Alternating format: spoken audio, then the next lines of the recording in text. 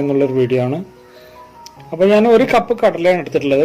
കടല ഇത് വറുത്ത കടലയാണ് കേട്ടോ. ഇത് വറുത്ത കടലയാണ്, എന്നാലും ഒന്ന് ചൂടാക്കി എടുക്കുക. അത് വറക്കാത്ത കടല നമുക്ക് കടയിൽ നിന്ന് കിട്ടും, വാങ്ങിക്കാൻ കിട്ടും.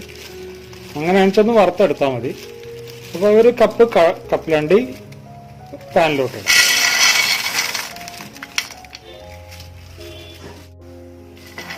ഇത് നന്നായിട്ടൊന്ന് ചൂടാക്കി എടുക്കാം. വറക്കാത്തതാണെങ്കിൽ നമ്മൾ നന്നായിട്ടൊന്ന് വറുത്തെടുക്കണം.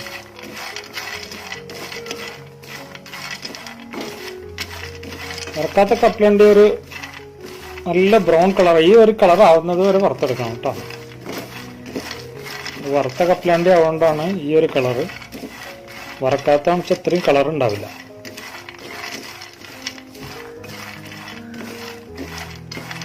ഇത് ചൂടാക്കി എടുക്കുന്നത് നമ്മൾ ഇതിന്റെ തൊലി കളയാൻ വേണ്ടിയിട്ട്, തൊലി പെട്ടെന്ന് കളയാൻ വേണ്ടിയിട്ടാണ് ചൂടാക്കി എടുക്കുന്നത്.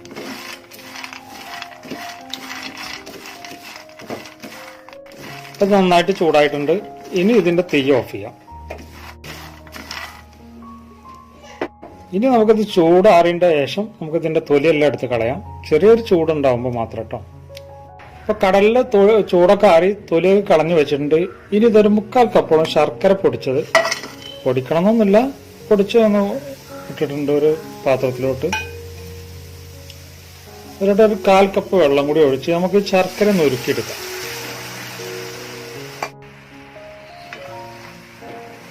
ശർക്കര നന്നായിട്ട് ഉരുകി വന്നിട്ടുണ്ട്. കറക്റ്റ് അളവിൽ തന്നെ ശർക്കര ഉരുകി വന്നിട്ടുണ്ട്. അതിലോട്ട് ഇനി നമുക്ക് കടല, തീ നന്നായിട്ട് കുറച്ച് വെക്കണം ഈ സമയത്ത്. ഇനി നന്നായിട്ട് ചെറിയ തീയിൽ വെച്ചിട്ട് നന്നായിട്ട് ഇത് മിക്സ് ചെയ്തെടുക്കാം.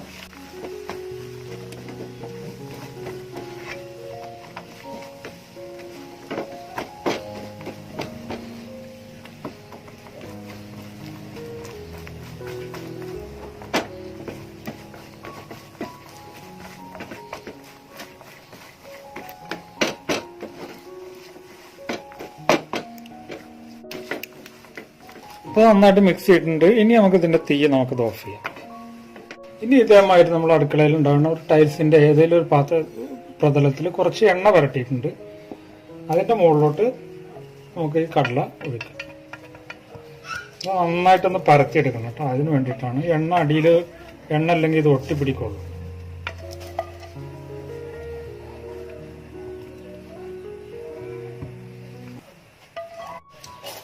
ഇതേപോലെ ഒരു ഉരുളി എടുത്തിട്ടൊന്ന് നമ്മൾ പത്തിരിക്കോലൊക്കെ എടുത്തിട്ടൊന്ന് നന്നായിട്ട് പരത്തിയെടുക്കാം.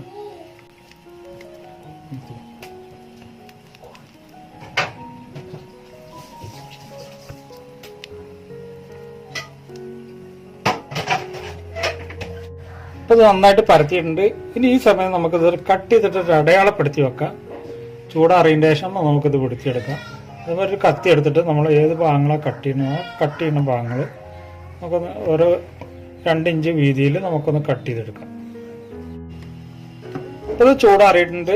ഇത് കട്ട് ചെയ്ത നമ്മൾ ഇത്ര ചെറിയ പീസുകളായിട്ടാണ് കട്ട് ചെയ്തിട്ടുള്ളത്. ഇനി നമുക്കിതൊരു പ്ലേറ്റിലോട്ട് മാറ്റാം. അപ്പോൾ നമ്മുടെ സൂപ്പർ സ്റ്റൈലിയായ കടലമുട്ടായി ഇവിടെ റെഡി ആയിട്ടുണ്ട്.